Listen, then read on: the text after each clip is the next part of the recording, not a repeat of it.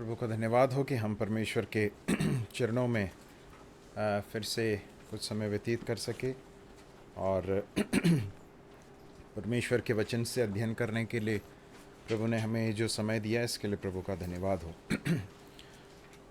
हम पहला राजा की पुस्तक में से एलिया के जीवन के विषय में बहुत सारी बातें हम देख रहे थे। आज शायद उसका एक अंतिम सत्र होगा जिसमें हम दूसरे राजा की पुस्तक उसके दूसरे अध्याय में आ जाएंगे और वहाँ पर हम एलिया के जीवन के समापन के विषय में हम पढ़ते हैं। दूसरा राजा की पुस्तक उसका दूसरा अध्याय उसके 1 से लेकर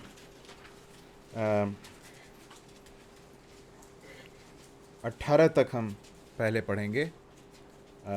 2 Kings chapter 2 verse 1 to 18. 2 Kings chapter 2 verse 1 to 18. स्वर में उठा लेने को था, तब एलिया और एलीशा दोनों संग संग गिलगाल से चले। एलिया ने एलीशा से कहा, यहोवा मुझे बेतेल तक भेजता है, इसलिए तू यहीं ठहरा रह। एलीशा ने कहा, यहोवा के और तेरे जीवन की शपथ, मैं तुझे नहीं छोड़ने का। इसलिए वे बेतेल को चले गए और बेतेलवासी भविष्यद्वक्ताओं के चेले एलीशा के पास आकर कहने लगे, क्या तुझे मालूम है कि आज यहोवा तेरे स्वामी को तेरे ऊपर से उठा लेने पर है? उसने कहा, हाँ, मुझे यह मालूम है, तुम चुप रहो। एलिया ने उससे कहा, हे एलीशा, यहोवा मुझे यरीहो को भेजता है, इसलिए तू यहीं ठहरा रह। उसने कहा, यहोवा की और तेरे जीवन की शपथ, मैं तुझे नहीं छोड़ने का। अतः वे यरीहो को आए और यरीहोवासी भविष्यद्वक्ताओं के चेले एलीशा के पास आकर कहने लगे, क्या तुझे मालूम है कि आज यहोवा तेरे स्वामी को तेरे ऊपर उठा लेने पर है?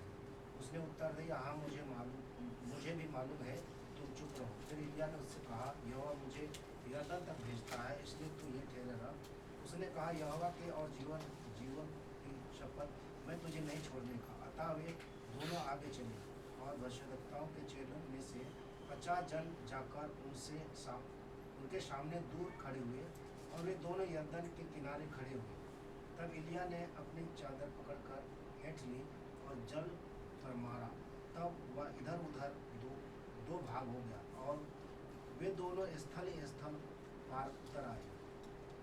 उनके पार पहुंचने पर एलिया ने एलीशा से कहा, इससे पहले कि मैं तेरे पास से उठा लिया जाऊं, जो कुछ तू चाहे कि मैं तेरे लिए करूं वह मांग। एलीशा ने कहा,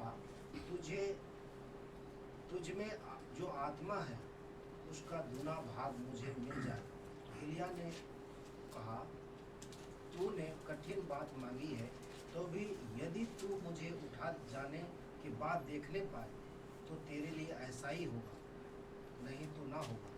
वे चलते चलते बातें कर रहे थे कि अचानक एक अग्निमय रथ और अग्निमय घोड़ों ने उनको अलग अलग किया और एलिया बॉन्डर में होकर स्वर्ग पर चढ़ गया और उसे एलीशा देखता और पुकारता रहा, हाय मेरे पिता, हाय मेरे पिता, हाय इजराइल के रथ और सवार।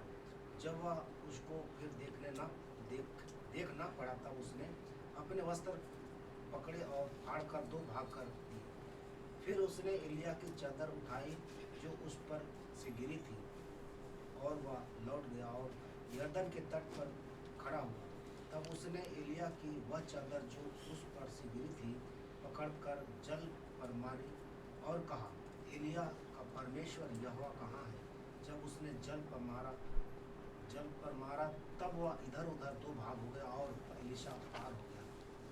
उसे देखकर भविष्यद्वक्ताओं के चेले जो यरीहो में उसके सामने थे कहने लगे, एलिया में जो आत्मा थी वह एलीशा पर ठहर गई है। अतः वे उससे मिलने को आए और उसके सामने भूमि तक झुककर दंडवत की। तब उन्होंने उससे कहा, सुन, तेरे दास के पास 50 बलवान पुरुष हैं, वे जाकर तेरे स्वामी को ढूंढे।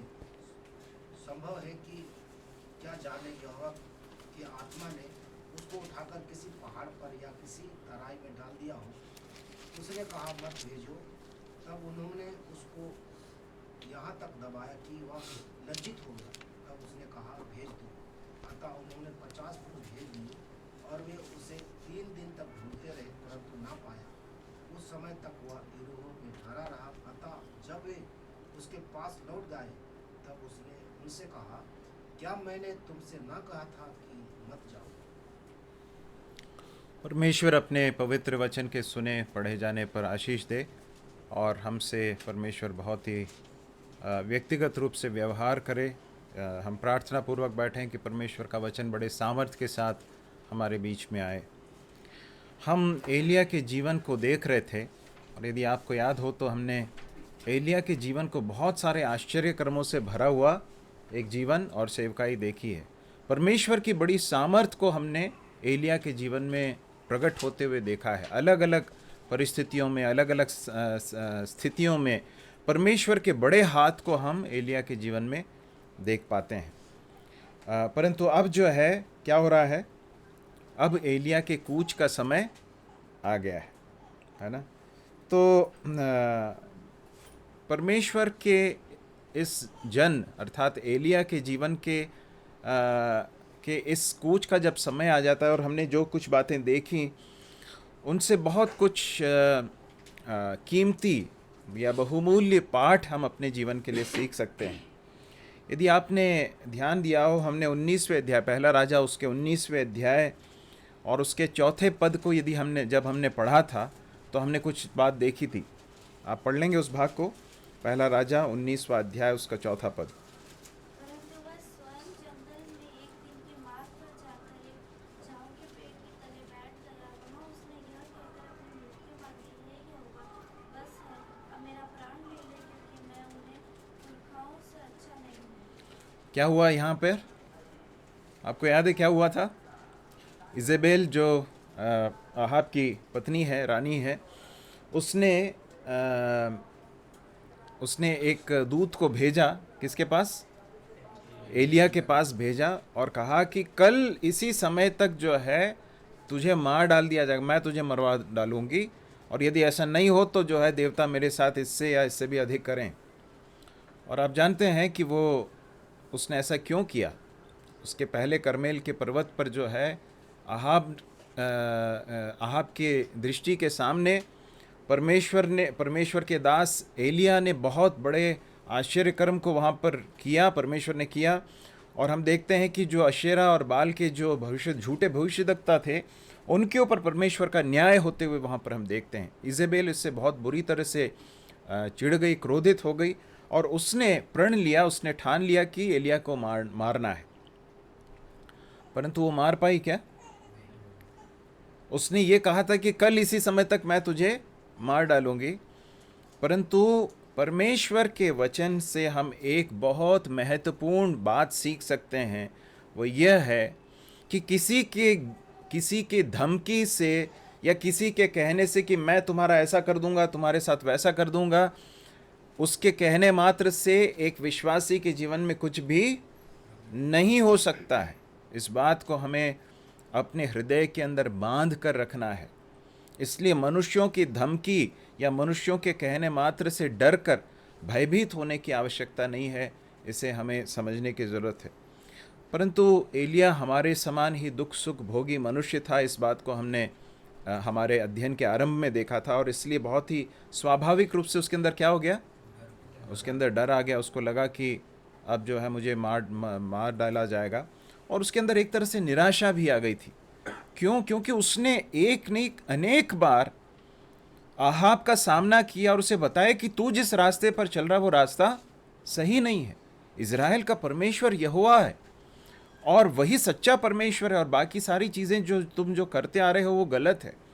परंतु इस सब के बावजूद परमेश्वर के बलवंत भुजा को इतने सामर्थ्य के साथ करमेल पर्वत पर देखने के बावजूद, बारिश को होते हुए, परमेश्वर के जन एलिया के प्रार्थना के फलस्वरूप बड़ी भारी बरसात को सब देखने के बावजूद आहाब अपनी दुष्टता में बना रहा, अपनी पत्नी के उस प्रभाव में बना रहा और इज़राइल के अंदर कोई परिवर्तन उसने नहीं देखा। इसके कारण बहुत ही निराश होकर वो परमेश्वर से कहता, बस प्रभु, बस बहुत हो गया, अब मैं जी कर क्या करूँगा, अब जी कर मतलब नहीं है। इससे बेहतर कि इजेबेल मेरे प्राणों को ले ले, अच्छा ये होगा कि आप मुझे, मेरे प्राणों को ले लें और मुझे इस संसार से कूच करें।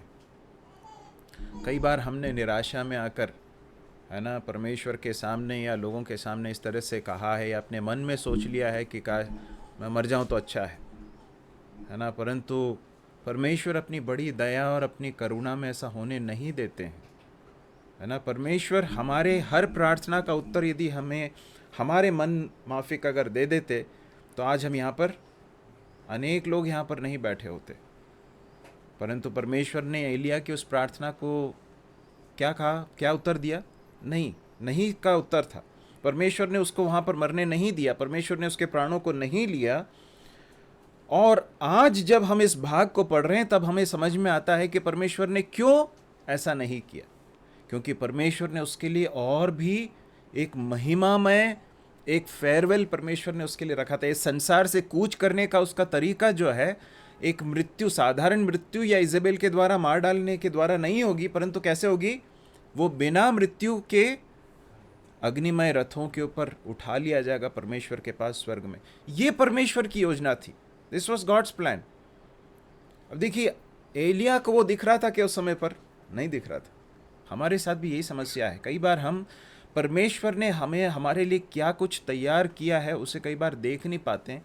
इसलिए हमारे जीवन की परेशानियां, दुख, मुसीबतें, जो संघर्ष होते हैं, उनमें कई बार निराश होकर जो है हम परमेश्वर से कुछ ऐसी बातें मांग लेते हैं जो परमेश्वर हमें नहीं देते अपनी दया में। हम यहाँ पर देखते हैं कि परमेश्वर ने उसे एक बहुत ही महिमा में एक डिपार्चर इस संसार से दिया।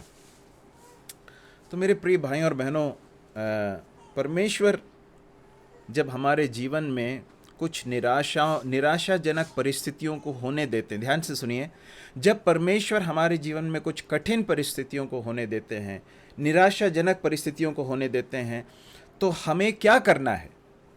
ये है जो पाठ हमें आज सीखने की ज़रूरत है। क्या है? हमें क्या करना है?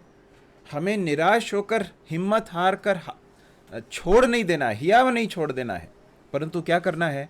हमें परमेश्वर के ऊपर भरोसा करते रहना। We have to keep trusting in the lord in spite of the difficult situations that we go through. हमारे जीवन में कई बार ऐसी परिस्थितियां आ सकती जब हमें लगे कि मैंने प्रार्थना की, मैंने परिश्रम किया, मैंने परमेश्वर के इच्छा के अनुसार कदम उठाकर बहुत सारी चीज़ें की हैं, उसके बावजूद भी जैसा मैं सोच रहा था वैसा नहीं हुआ है, मेरे अपेक्षाओं के अनुसार नहीं हुआ है। जब ऐसा होता है तो कई बार हमारे मन में निराशा आकर हम ऐसा सोच सकते हैं कि क्या फ़ायदा। परंतु ऐसे समय में भी एलिया के जीवन के द्वारा परमेश्वर हमें यह सिखाना चाहते हैं कि हो सकता है परमेश्वर ने आगे जाकर हमारे लिए कुछ ऐसी चीज़ें तैयार करके रखी जो आज हम देख नहीं पा रहे हैं। इसलिए क्या करना है हमें? परमेश्वर के विजडम पर, परमेश्वर के ज्ञान पर, परमेश्वर की भलाई, उसकी सामर्थ्य पर ट्रस्ट करना है, भरोसा रखना है और अपने काम को करते रहना है। ये एक बड़ा पाठ है जो हमें सीखने को मिलता है। दूसरा जो पाठ है हमें इसी से संबंधित सीखने को मिलता है, वो ये है कि एक विश्वासी के जीवन में उसकी मृत्यु कब होगी। ध्यान से सुनिए, उसकी मृत्यु कब होगी, किस तरह से होगी, किन परिस्थितियों में होगी, ये सब किसने निर्धारित कर रखा है? परमेश्वर ने निर्धारित किया है। ये किसी मनुष्य के हाथ की बात नहीं है। मैं जब ये बोल ही रहा था, अचानक मेरे मन में एक फ्लैश हुआ। एक परमेश्वर के दास जिनके विषय में उन्होंने बताया था, ऐसी गवाही दी थी कि उनके पड़ोस में एक व्यक्ति रहता था जो सुसमाचार से घृणा करता था और प्रभु यीशु मसीह के दास होने के कारण इस प्रभु के दास को भी बहुत घृणा करता था। और उसने एक दिन, ये जब बाहर आंगन में बैठे थे, तो उसने कहा कि आज बस थोड़ी देर के बाद ही मैं जो है तुम्हें मार डालूँगा। और ऐसा कहकर वो बाहर गया, कहीं किसी काम के लिए गया, और उसके बाद फिर वो वापस नहीं आया, उसका शव वापस आया।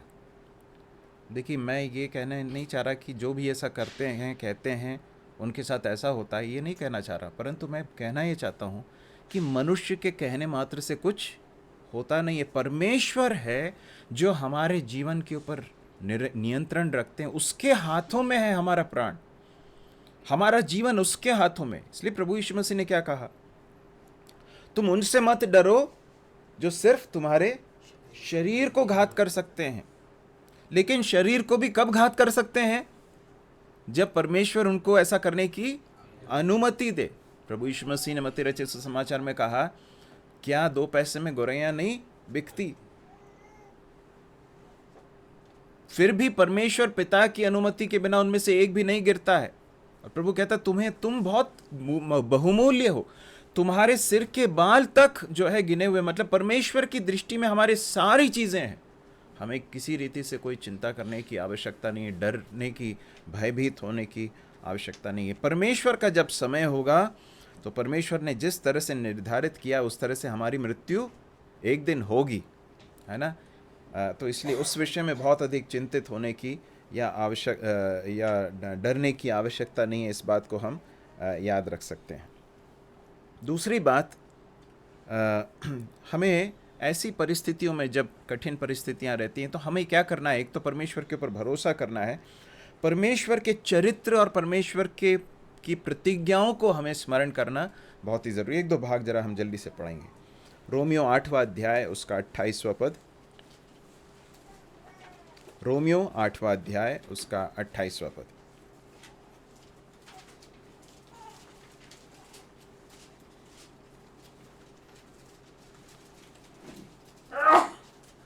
हम जानते हैं कि जो लोग परमेश्वर से प्रेम रखते हैं उनके लिए सब बातें मिलकर भलाई को उत्पन्न करती है, भलाई ही को, या अर्थात उन्हीं के लिए जो उसकी इच्छा के अनुसार बुलाए हुए हैं।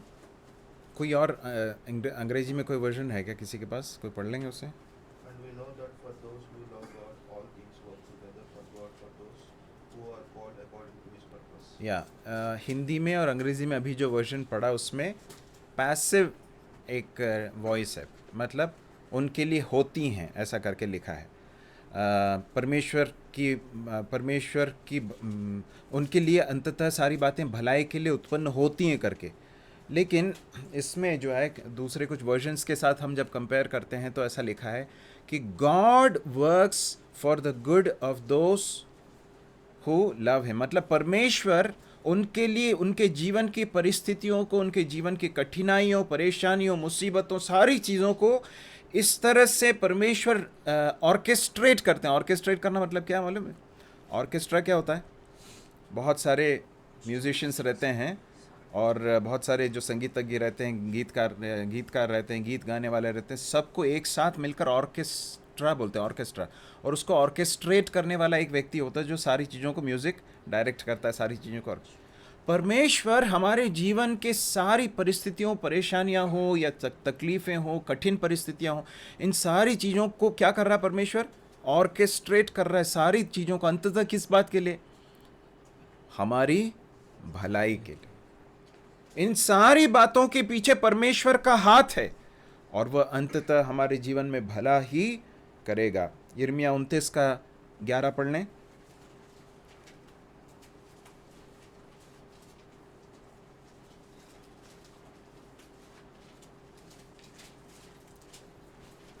जल्दी से पढ़ लें। क्योंकि यहोवा की यह वाणी है कि जो कल्पनाएं मैं तुम्हारे विषय में करता हूँ उन्हें मैं जानता हूँ। मैं हानि की निवारण कुशल ही की है और अंत में तुम्हारी आशा पूरी करूँगा। जो योजनाएं परमेश्वर हमारे लिए बना रहे हैं वो किसके लिए? हमारी हानि के लिए नहीं, परंतु हमारी भलाई के लिए ही है। ऐसा परमेश्वर का वचन यहाँ सिखाता है, हमें स्मरण दिलाता है। मतलब परमेश्वर हमारे लिए कुछ योजना बना रहे हैं। परमेश्वर ने हमारे लिए योजना बनाई है और उस योजना के तहत परमेश्वर हमारे जीवन में जिन बातों को होने की अनुमति दे रहे हैं उनमें से कई बहुत कठिन हो सकती हैं, तकलीफ़देह हो सकती हैं, आंसुओं से भरी हुई हो सकती हैं, परंतु इन सब के द्वारा अंततः क्या करेगा? परमेश्वर हमारे लिए भला ही करेगा। इस बात को हमें याद रखना है और अपने हृदय के अंदर बांध कर रखना है। एक और भाग पढ़िए, यशायाह 26:3, यशायाह 26:3।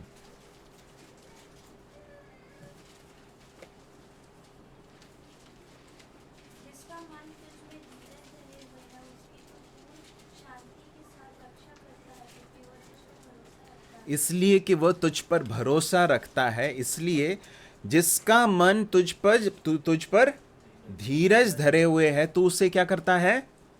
पूर्ण, क्या लिखा उसमें? शांति के साथ उसकी रक्षा करता पूर्ण शांति के साथ उसकी रक्षा करता है। तो इसलिए देखिए, एलिया के जीवन में बहुत निराशा के, तकलीफ के, घबराहट के, डर के सब अनुभव आए, परंतु परमेश्वर ने उसकी रक्षा की। परमेश्वर ने अपनी योजना को पूरा किया, है ना। परमेश्वर उसी काम को हमारे जीवन में करने के लिए सक्षम है और विश्वास योग्य है। हमें क्या करना है? पूर्ण मन के साथ क्या करना है? उस पर भरोसा करना है, उस पर धीरज धरे रहना है, स्टेडफास्टली, है ना। परमेश्वर के ऊपर जो जिसका मन तुझ पर बना हुआ है, जिसका मन तुझ पर शरण लेता है, ये सब उसका अर्थ है। लिखा है कि वो तो उसे पूर्ण शांति के साथ उसकी रक्षा करता है। प्रभु हमारी सहायता करे कि हमारे जीवन के हर परिस्थिति में हम इस बात को अप्लाई कर सकें।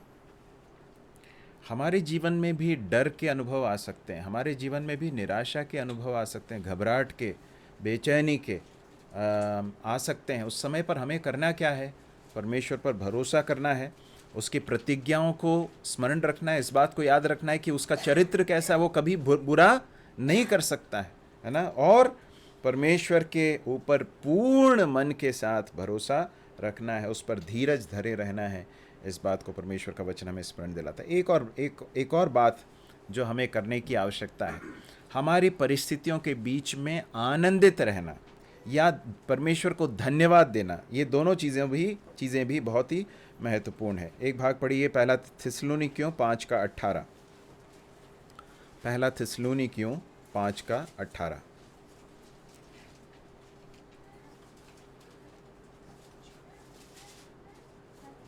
हर बात में धन्यवाद करो क्योंकि तुम्हारे लिए मसीह यीशु में परमेश्वर की यही इच्छा है। या हर बात में धन्यवाद कर, हर बात में मतलब हर बात में।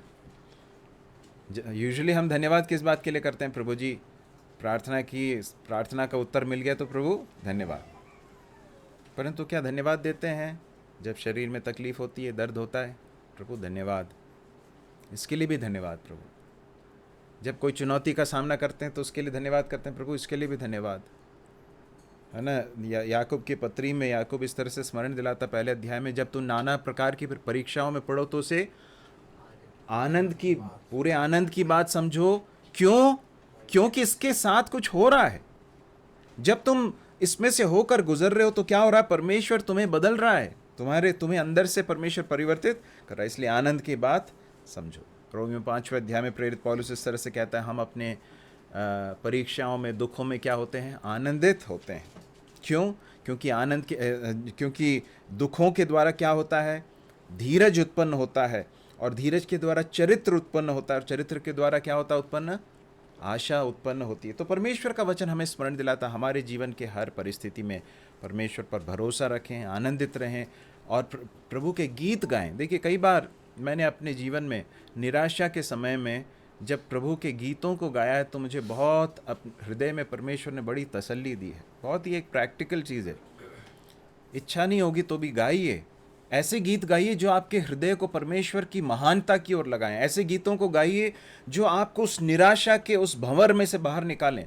प्रभु के सामने गीत गाइए, शांत, भले आप अकेले हैं, प्रभु की स्तुति कीजिए, प्रभु का धन्यवाद कीजिए। आप उस प्रिजन में से या फिर उस निराशा के उस कारागृह में से परमेश्वर आपको बाहर निकाल कर लेकर आएगा। प्रभु हमारी सहायता करें। दूसरी बात, इस भाग में जब मैं देख रहा था,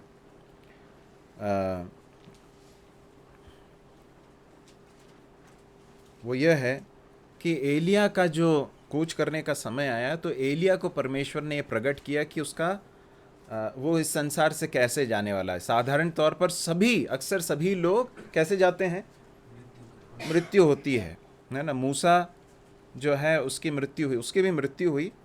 उसको कहाँ गाड़ा गया उसके बारे में किसी को जानकारी नहीं, क्योंकि प्रभु परमेश्वर ने खुद उसे मिट्टी दी, ऐसा करके वचन में लिखा है। परंतु बहुत ही कम लोग हैं। अच्छा, इसके अलावा और कोई है क्या? जिन हनोक के विषय में भी हम पढ़ते हैं कि वो उसकी मृत्यु नहीं हुई, वो जैसा था वैसा ही उठा ले गया, परिवर्तित होकर परमेश्वर के पास चला गया। तो एलिया को परमेश्वर ने यह प्रकट किया। क्या प्रकट किया? कि उसका वो इस संसार से कैसे जाने वाला है, इसके विषय में उसको बताया गया। अब देखिए, जब हमें कोई बात हमारे जीवन के विषय में ऐसी मालूम पड़ जाए जो कि बहुत ही महिमा में से भरी होने वाली है, जो अभी हुआ नहीं है परंतु होने वाला है, तो हमारा स्वाभाविक प्रत्युत्तर क्या होगा? कुछ बहुत ही, क्या बोलना चाहिए, सरल भाषा में कहें तो बहुत ही कुछ ज़ोरदार होने वाला है कुछ बहुत ही शानदार होने वाला है। पिछले दिनों भाई पंकज ने जो उनके उसका डाला तो मैसेज डाला तो उसमें शानदार करके लिखा, बहुत कुछ शानदार कुछ होने वाला करके हमें जब मालूम पड़ जाए तो हमारा प्रत्युत्तर क्या होता है यूजुअली? क्या होगा? बहुत रोमांचित हो जाएंगे। और एक और चीज़ जी, सबको बताएंगे। यूजुअली सबको बताने का आजकल का तरीका क्या है? हाँ, स्टेटस पे है ना।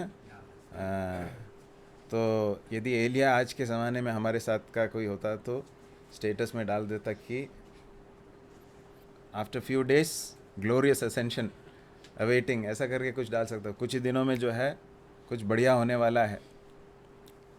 परंतु इस पूरे घटनाक्रम में देखिए, एलिया जो है बिल्कुल इस विषय में शांत है ना। और उसके साथ में जो दूसरे लोग थे, उनके ऊपर भी इस बात को प्रकट किया गया। वो लोग बहुत बात कर रहे हैं, और जो दूसरे जो शिष्य थे, भविष्यद्वक्ताओं के चेले थे, वो सब जाकर एलीशा से बात करते हैं। एलीशा से पूछते, क्या तुझे मालूम है कि परमेश्वर जो है यहोवा तेरे स्वामी को जो है उठाने वाला है बवंडर में? तो वो क्या बोलता है कि हाँ मुझे मालूम है, तुम चुप रहो। अरे एलीशा ऐसा क्यों कहता होगा, क्यों कहा होगा उसने? देखिए, एलिया का जो स्वभाव है उसे बहुत करीब से उसके चेले ने, अर्थात उसके शिष्य ने, अर्थात एलीशा ने समझा है। हम जिनको डिसाइपल करते हैं ना, हम जिनके साथ रहते हैं, वो हमारे स्वभाव को बहुत अच्छी तरह से समझ पाते हैं। उसके अनुसार उनके व्यवहार पर भी उसका असर पड़ने लगता है। एलिया के जीवन में एक बात हम बार बार देख सकते हैं कि उसने कभी भी अपने लिए कोई फॉलोइंग या फिर लोगों को अपने पीछे लाने की कोशिश नहीं की। उसने हमेशा परमेश्वर की महिमा को हमेशा सबसे अधिक क्रेडिट दिया, परमेश्वर की महिमा को सबसे अधिक तवज्जो दी। और यहाँ पर वो किस तरह से संसार से जाने वाला है उसके बारे में वो 10 लोगों से बात कर रहा था। तुमको मालूम है कि ऐसा होने वाला है, मैं जो है अग्निमय, स्वर्ग से जो अग्निमय रथ आने वाले हैं और मैं उसमें चढ़कर जाऊंगा, मेरी मौत नहीं होगी, तुम सब के समान नहीं होने वाली है, मेरा कुछ जो है वैसा नहीं होने वाला। ऐसा करके कुछ भी कहते हुए हम एलिया को नहीं देखते। देखिए, एक सच्चे सेवक या सच्चे दास का लक्षण क्या मालूम है? कि वो नम्र होता है।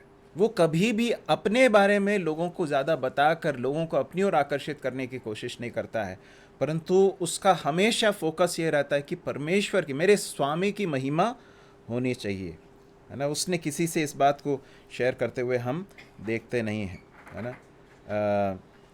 और ये हम सब के अंदर एक अपेक्षित एक गुण, एक ऐसी चीज़ है जो परमेश्वर हमारे अंदर देखना चाहते हैं। जैसे जैसे हम प्रभु यीशु मसीह के समान बनते जाते हैं, जैसे जैसे हमारा जीवन बदलता जाता है, वैसे वैसे ये प्रभु यीशु मसीह का ये जो गुण है, कौन सा? नम्र होने का जो गुण है, वो हमारे अंदर भी होना बहुत ही ज़रूरी है।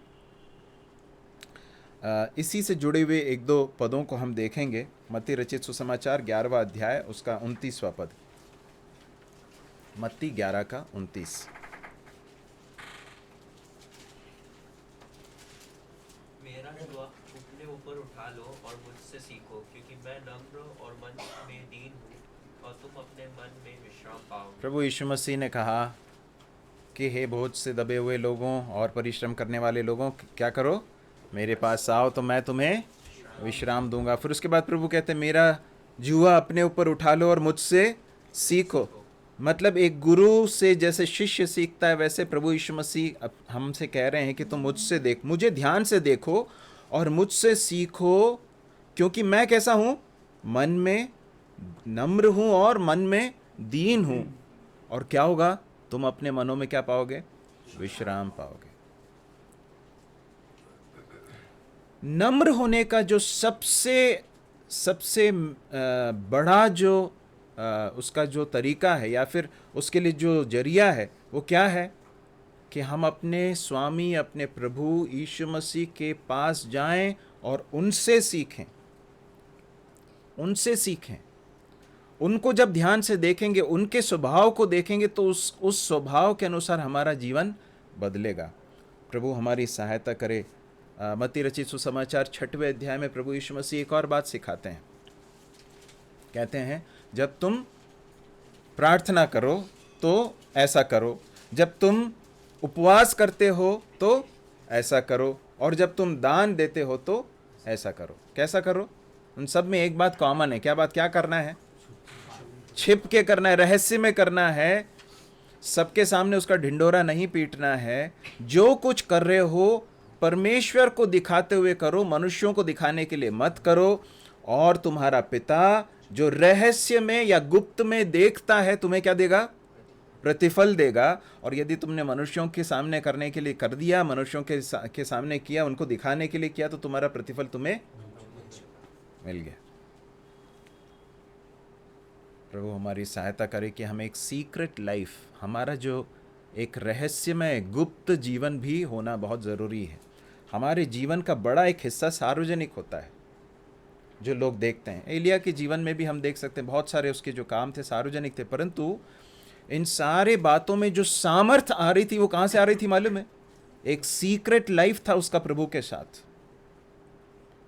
और मेरे प्रिय भाई और बहनों, इसके लिए कोई शॉर्टकट नहीं है, इसके लिए कोई आसान तरीका नहीं है। यदि आप परमेश्वर के साथ, प्रभु के साथ एकांत में, रहस्य में प्रभु के साथ बैठकर आप प्रभु के साथ संगति नहीं करेंगे, तो परमेश्वर आपको नहीं बदल सकते हैं और ना परमेश्वर आपको अपने हाथों में लेकर इस्तेमाल कर सकते हैं। हमारी कलीसिया में प्रभु ने अलग अलग समयों में, है ना, अलग अलग भाइयों को, बहनों को जोड़ा है। कुछ समय के साथ गए हैं, जा रहे हैं कुछ लोग। मैं आप सबको बड़े विनम्रता के साथ स्मरण दिलाना चाहता हूँ, इस बात को कभी ना भूलें अपने जीवन में। आप जहाँ कहीं भी हों, कभी ना भूलें कि हमारे जीवन का, हमारे आत्मिक सामर्थ्य का जो रहस्य है वो क्या है? परमेश्वर के साथ रहस्य में, गुप्त में बिताया गया समय। वही है जो हमें अंदर से बदलता है, वही है जो हमें प्रभु यीशु मसीह के समान बनाता है। यदि आप इस एरिया में फेल हो रहे हैं, तो आप अपने जीवन के सबसे बड़े एरिया में फेल हो रहे हैं। इस बात को कितने जोर के साथ कहा जाए उतना कम है। प्रभु हमारी सहायता करे। ठीक है, उसके बाद फिर हम आगे जो है पढ़ते हैं। एलीशा को ये बात समझ में आ जाती है कि आज क्या होने वाला है। मेरे स्वामी को जो है लिखा है दूसरे अध्याय के पहले पद में, जब यहोवा एलिया को बवंडर के द्वारा स्वर्ग में उठा लेने को था, तब एलिया और एलीशा दोनों संग संग गिलगाल से चले। एलिया ने एलीशा से कहा, यहोवा मुझे बेतेल तक भेजता, इसलिए तू यहीं ठहरा रहा। एलीशा ने कहा, यहोवा की और तेरे जीवन की शपथ, मैं तुझे नहीं छोड़ने का। उसके बाद वो बेतेल को गए। बेतेल में गए तो वहाँ पर भविष्यद्वक्ताओं के चेले बोलने लगे, क्या तुझे मालूम है आज यहोवा तेरे स्वामी को तेरे ऊपर से उठा लेने पर है? उसने कहा, हाँ मुझे भी मालूम है, तुम चुप रहो। फिर वहाँ से यरीहो जाने की बात करता है एलिया, उससे कहता तू ठहर जा। एलीशा क्या कहता है, नहीं मैं तो नहीं छोड़ूंगा आपको। यरीहो जाता है साथ में। और उसके बाद वहाँ पर भी भविष्यद्वक्ताओं के चेले यही बात कहते हैं। बोलता है कि हाँ मुझे भी मालूम है, तुम चुप रहो।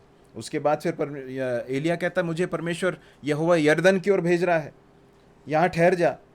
उसने कहा, यहोवा और तेरे जीवन की शपथ, मैं तुझे नहीं छोड़ने का।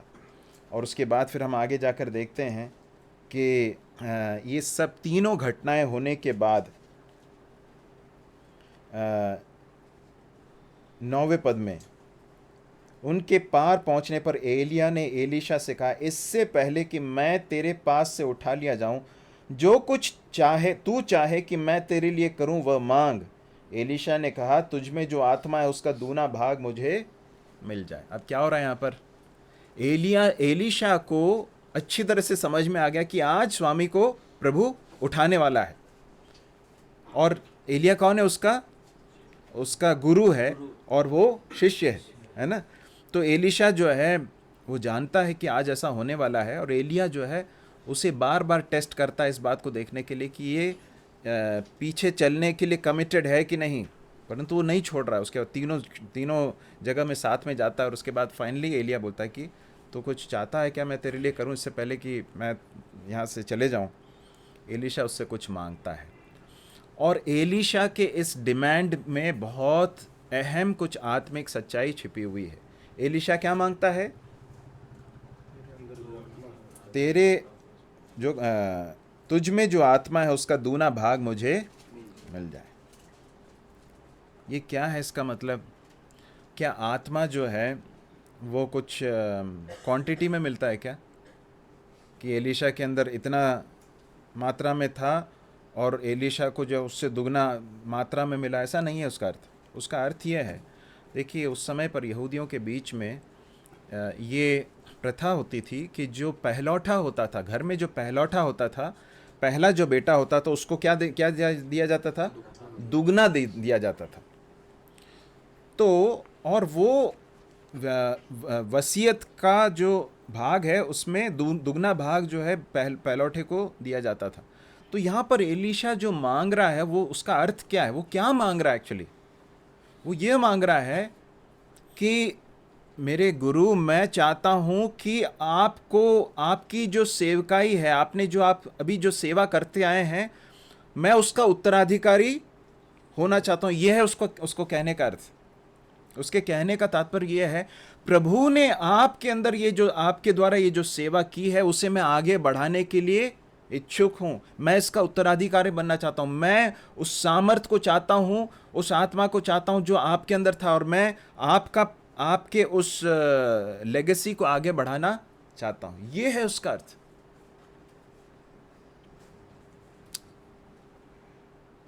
और क्या होता है? एलिया क्या कहता है? 10वें पद को पढ़ें। एलिया ने कहा, तूने कठिन बात मांगी है, तो भी यदि तू मुझे उठा लिए जाने के बाद देखने पाए तो तेरे लिए ऐसा ही होगा, नहीं तो ना होगा। एलिया ने क्या कहा? तूने कठिन बात मांगी है। क्या कठिन बात मांगी है? परमेश्वर के सेवकाई को आगे बढ़ाना वो नहीं है कठिन बात, परंतु इस सेवकाई में जिस तरह के अनुभव एलिया के हुए हैं, आपको मालूम है ना क्या क्या कुछ हुआ है। सेवा जो है वो बहुत कठिनाइयों से भरी हुई है। एलिया का जीवन बहुत तकलीफ़ों से, परेशानियों से और इधर उधर दर दर भटकने के का एक जीवन रहा है। और एलीशा जब इस बात को मांग रहा है तो वो इस बात को अच्छी तरह से जानकर ही मांग रहा है कि मैं जो मांग रहा हूं उसका इम्प्लीकेशन क्या है, उसका प्रभाव क्या होने वाला है। उसका प्रभाव क्या होगा? जिस तरह के अनुभव में से मेरे गुरु को होकर जाना पड़ा है, उसी तरह के अनुभवों में से मैं भी होकर जाऊंगा। और जैसा कि हमने पहले भी देखा है कि भविष्यद्वक्ताओं के साथ बहुत बुरा बर्ताव हुआ है। अनेक लोगों को मार डाला गया, बहुत सताया गया। एलीशा जब कह रहा है कि मैं तेरे आत्मा का दूना भाग चाहता हूं, मतलब मैं तेरी सेवकाई को आगे बढ़ाना चाहता हूं, एलिया कहता है कि ये बहुत कठिन बात है, परंतु फिर भी यदि तू मुझे देख लेगा तो ऐसा होगा। मेरे प्रिय भाइयों और बहनों, हमें परमेश्वर ने एक सेवा सौंपी है।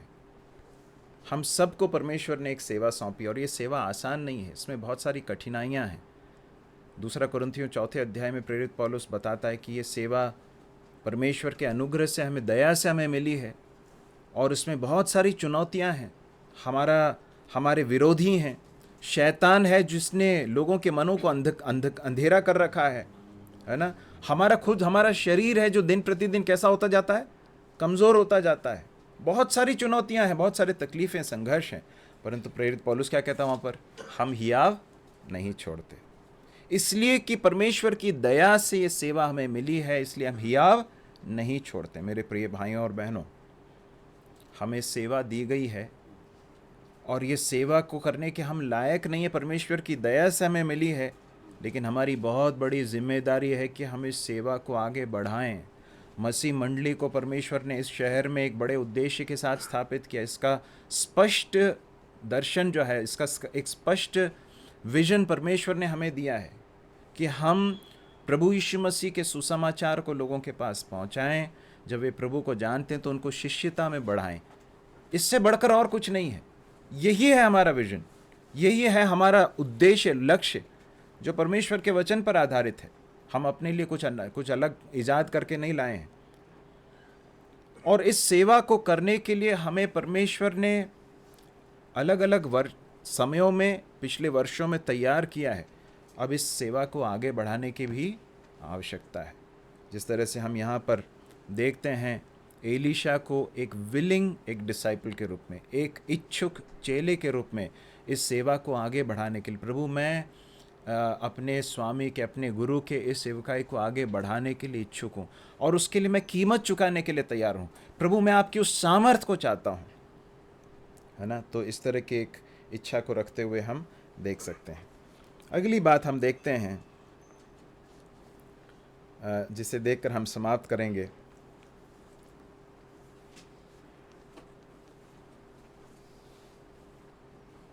ग्यारह से आगे के पदों को पढ़ें, 11वें पद से आगे। वे चलते चलते बातें कर रहे थे कि अचानक एक अग्निमय रथ और अग्निमय घोड़ों ने उनको अलग अलग किया और एलिया बवंडर में होकर स्वर्ग पर चढ़ गया।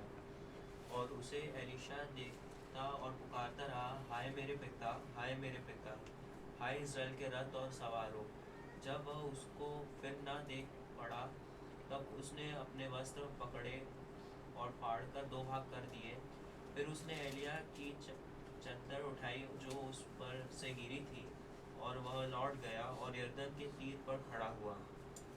और बस काफ़ी बेटा, काफ़ी। अब यहाँ पर हम एलिया के उठा लिए जाने के विषय में हम पढ़ते हैं, और इसलिए कि हम पढ़ चुके हैं, उस घटना को बार बार दोहराने की आवश्यकता नहीं है। लेकिन यहाँ पर वो क्षण आ जाता है, आ ही जाता है, जब एलिया उठा लिया जाता है। परमेश्वर का दास, प्रभु के भक्त लोग, प्रभु के लोग, चाहे वो कोई भी क्यों ना हो, चाहे उसकी सेवकाई कितनी भी सामर्थ्य से भरी हुई क्यों ना रही हो, चाहे उसकी सेवकाई कितनी भी महत्वपूर्ण क्यों ना रही हो, एक दिन आएगा जब उसे इस सेवा को समाप्त करके यहाँ से जाना होगा। हम सबको एक दिन अपनी सेवकाई पूर्ण करनी होगी। प्रकाशित वाक्य में हम पढ़ते हैं कि लिख ले, जो मसीह में मरते हैं वे धन्य हैं, क्योंकि वे अपने परिश्रम से विश्राम पाते हैं। परिश्रम करने का समय आज है, सेवा करने का समय आज है। एक दिन आने वाला है जब सेवा समाप्त करके यहाँ से जाने का, विश्राम का समय आने वाला है।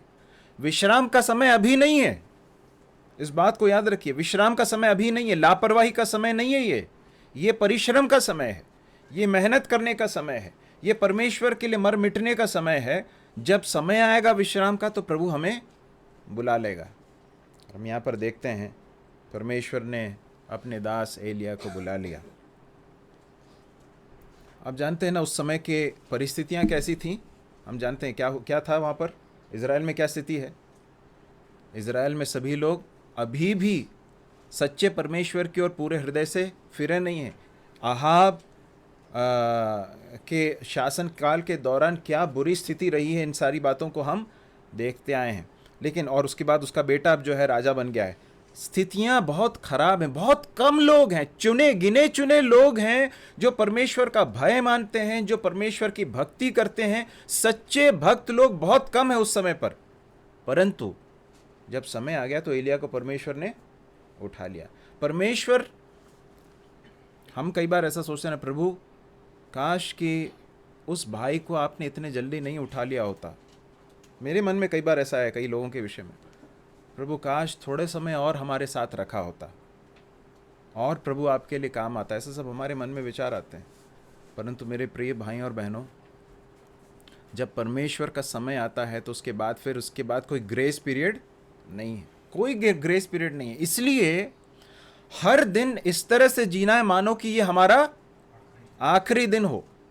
याद रखिए मेरे भाई और बहनों, ये सब के साथ हो सकता है। ये लोग क्या कर रहे थे? एलिया एलीशा से बात कर रहा था, और यहाँ पर लिखा है कि वे चलते चलते बातें कर रहे थे कि क्या हुआ? अचानक कुछ हुआ। वहां पर अचानक ही होगा हम सबके साथ। एक दिन जाने का समय आ जाएगा। उस दिन इस बात का रिग्रेट नहीं होना चाहिए, उस बात का दुख नहीं होना चाहिए कि मैंने जिस तरह से काम करना चाहिए था वैसे नहीं किया। परमेश्वर के लिए जो कर सकता था, कर सकती थी, मैंने नहीं किया। मैंने अपने जीवन को जो है लापरवाही में बिता दिया। ऐसी दुख की बात नहीं होनी चाहिए। बहुत ही ज़रूरी है कि हम आज परमेश्वर के लिए जिएं, परमेश्वर के लिए खर्च हो जाएं। प्रभु ऐसा करने के लिए हमारी सहायता करे। ये एक और बात जो हमें सीखने को मिलती है उस यहाँ पर, वो यह है कि ये सब किसका काम है? परमेश्वर का काम है। एलिया जो कर रहा था वो किसका काम था? परमेश्वर का काम था। जब एलिया के द्वारा परमेश्वर का काम पूरा हो गया, परमेश्वर ने क्या किया? उसको उठा लिया। हमारा काम नहीं है, परमेश्वर का काम है। और जब हमारा समय हो जाएगा तो परमेश्वर हमारे स्थान पर किसी और को भी खड़ा कर देगा, इसमें कोई संदेह की बात नहीं है। एक और बात जो हम यहाँ पर देखते हैं, 3 स्थान है वहाँ पर। कौन कौन से स्थान है? गिलगाल, बेतेल और यरीहो। 3 स्थान है जहाँ पर एलिया और एलीशा एक साथ जाते हैं। आप जानते हैं वहाँ पर तीनों स्थानों पर एक बात कॉमन है, वहाँ पर कुछ भविष्यद्वक्ताओं के चेले हैं करके लिखा है। मतलब देवर स्कूल्स ऑफ प्रॉफिट्स। शमूएल के समय से ये चला आ रहा था, है ना। और अब इस दौरान 3 स्थान ऐसे हैं जहाँ पर कुछ लोग हैं, और वे कौन हैं? भविष्यद्वक्ता हैं, और उनके कुछ चेले हैं जिनको ट्रेन किया जा रहा है। अब जरा सोच कर देखिए इज़राइल का माहौल कैसा है। इज़राइल में क्या चल रहा है? लोग परमेश्वर के विरोध में हैं, हाँ, बाल की पूजा कर रहे हैं, अशेरा की पूजा कर रहे हैं, बहुत दुष्ट राजा है, और ये सारी चीज़ें चल रही हैं। परंतु इस सब के बीच में 3 प्रॉफिटिक स्कूल्स चल रहे हैं। मतलब 3 स्थान हैं जहाँ पर परमेश्वर के भक्त लोग कुछ लोगों को क्या कर रहे हैं? प्रशिक्षित कर रहे हैं, तैयार कर रहे हैं परमेश्वर के लिए खड़े रहने के लिए। हमने पिछले अध्ययनों में देखा है किस तरह से कई बार एलिया को लगा था कि मैं अकेला हूं, परंतु उसको बाद में यह समझ में आया होगा निश्चित रूप से। और उसने इन क्षेत्रों में जब गया तो मुझे ऐसा लगता है कि उसको मालूम है कि अब ज़्यादा समय नहीं है। वो इन तीनों स्थानों पर जाकर वहाँ पर जो लोग थे उनको प्रोत्साहित करने, उनको आगे के लिए तैयार करने के उद्देश्य से शायद गया होगा, ऐसा मुझे ऐसा प्रतीत होता है। हम मिशनरी यात्रा के बारे में जब हम स्टडी कर रहे थे, आपको याद है कि प्रेरित पौलुस और बरनबास, वो लोग सब जहाँ से होते हुए गए थे वहाँ पर फिर उन जगहों पर विज़िट करते हुए आए, और वहाँ पर लोगों को क्या किया? उन्होंने मजबूत किया, उनको प्रोत्साहित किया। बहुत ज़रूरी है। आज कलीसियाओं में जो सबसे बड़ी ज़रूरत है वो ये है कि चेले बनाए जाएं। क्या बनाए जाएं? चेले बनाए जाएं। और ये चेले बनाने का काम विशेषकर, ध्यान से सुनिए, जिनको परमेश्वर ने चरवाहे का हृदय दिया है, जिन्हें परमेश्वर ने अगुए रखा, उनको बहुत बड़ी जिम्मेदारी दी गई है कि वे चेले बनाएं। समय निकालें, इसके लिए अलग से समय निकालें, कुछ लोगों के साथ समय व्यतीत करें, उनको ट्रेन अप करें, उनको प्रशिक्षित करें, वचन सिखाएं, प्रैक्टिकल उनके जीवन की कुछ चीज़ों के साथ जोड़कर उनको सिखाएं। क्यों? क्योंकि आप हमेशा सीन में नहीं रहेंगे। एक दिन आएगा जब आप उठा लिए जाएंगे, और आपने जो कुछ उनको सौंपा है वो उस सेवा को आगे बढ़ा पाएंगे। तो इसलिए बहुत ज़रूरी है कि हमें इस कार्य को विश्वास योग्यता के साथ करें। परमेश्वर ने एलिया के जीवन का उपयोग किया, उसने अपने समय के दौरान और भी लोगों में अपने जीवन को निवेशित किया, इन्वेस्ट किया, विशेषकर एलीशा के जीवन में। और हम इसी बात को हम हमारे प्रभु यीशु मसीह के जीवन में भी देखते हैं। भीड़ की भीड़ प्रभु यीशु मसीह के पीछे चलती थी। आप देखिए, अनेक कलीसियाओं की समस्या यह है कि शिष्यता के ऊपर कोई फोकस नहीं है। लोग आते हैं और जिस तरह से प्रभु यीशु मसीह की शिष्यता में बढ़ने के लिए सिखाने की ज़रूरत है, आज्ञा मानना सिखाने की ज़रूरत है, वो सब नहीं होने के कारण भीड़ आती है और कुछ समय के बाद भीड़ चली भी जाती है। ऐसा नहीं होना चाहिए। और मैं आपको आज अपने हृदय को खोलकर बता रहा हूँ कि हमारे इस मसीह मंडली में ये शिष्य बनाने की जो परंपरा है, लोगों को शिष्यता में बढ़ाने की जो परंपरा, इसे आगे बनाए रखना बहुत ही ज़रूरी है, क्योंकि ये हमारे प्रभु के द्वारा सिखाया गया एक पैटर्न है। प्रभु ऐसा करने के लिए हमारी सहायता करें। एक भाग हम पढ़कर समाप्त करेंगे, इब्रानियों 6वां अध्याय, इब्रानियों 6वां अध्याय 10 से लेकर 12। Hebrews chapter 6 verse 10 to 12। जरा जल्दी से पढ़ लें।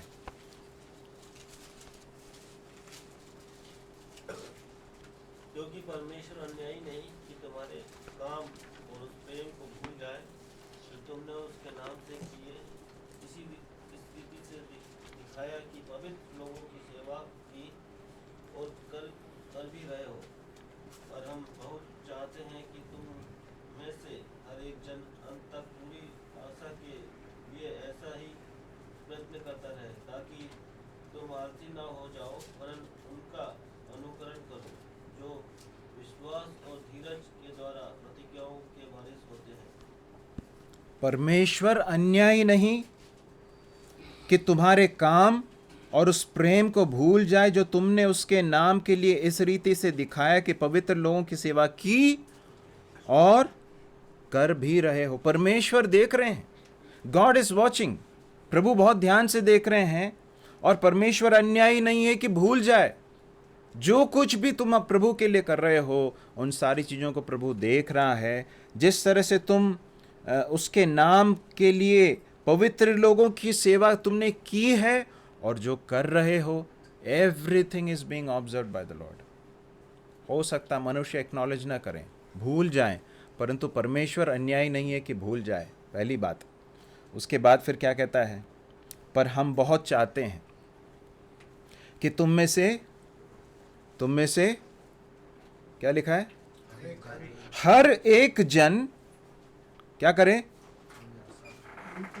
अंत तक पूरी आशा के लिए ऐसा ही प्रयत्न करता रहे। इसका मतलब क्या है मेरे प्रिय भाई और बहनों, हम में से प्रत्येक को, हम में से हर एक को अपने प्राण के जाने के उस समय तक, अंतिम सांस तक प्रभु के लिए जो करना है उसे करने के लिए प्रयत्न करते रहना है। हमारे सहविश्वासी भाई बहनों से प्रेम करने में, उनको वचन में दृढ़ करने के लिए, नए लोगों को सुसमाचार सुनाने में, उनको वचन में स्थिर करने के लिए, जो सेवा परमेश्वर ने हमें कलीसिया में दी है उसे करने में, इन सारे कार्यों को करने में कभी भी आलसी ना हो। लिखा है ना वहां पर, ताकि तुम आलसी ना हो जाओ, वरन उनका अनुकरण करो जो विश्वास और धीरज के द्वारा प्रतिज्ञाओं के वारिस होते हैं। बहुत जल्दी समय खत्म हो जाएगा, हमें इस संसार से जाने का समय आएगा। हम नहीं जानते हैं कि हम सबका समय कब है, परंतु वो ज़रूर आएगा, एक दिन आएगा, बहुत जल्दी आएगा, जब इस संसार से हमें छोड़कर जाना पड़ेगा। लेकिन उस समय पर ऐसा ना हो कि हमारे जीवन का जब अवलोकन किया जाए परमेश्वर के द्वारा, तो प्रभु कहे कि इसने आलस में अपना जीवन खर्च कर दिया, इसने प्रयत्न नहीं किया, परिश्रम नहीं किया। ऐसा ना हो। प्रभु हमारी सहायता करे कि हम अंत तक पूरी आशा के साथ प्रयत्न करते रहें, परिश्रम करते रहें। परमेश्वर का वचन स्मरण दिलाता है कि प्रभु में तुम्हारा परिश्रम व्यर्थ नहीं है। प्रभु हमारी सहायता करे। एलिया का जीवन हमें स्मरण दिलाता है कि हमारे ही समान दुख सुख भोगी मनुष्य था, परंतु परमेश्वर पर विश्वास करता था, प्रभु के प्रतिज्ञाओं पर भरोसा करता था, इसलिए परमेश्वर ने उसे असाधारण एक व्यक्ति के रूप में उपयोग किया। हमारे जीवन को भी प्रभु यूज़ कर सकते हैं, बशर्ते कि हम अपने आप को दें, पूरी रीति से प्रभु के हाथों में समर्पित कर दें। प्रभु ऐसा करने के लिए हमारी सहायता करे। प्रभु के नाम की महिमा हो।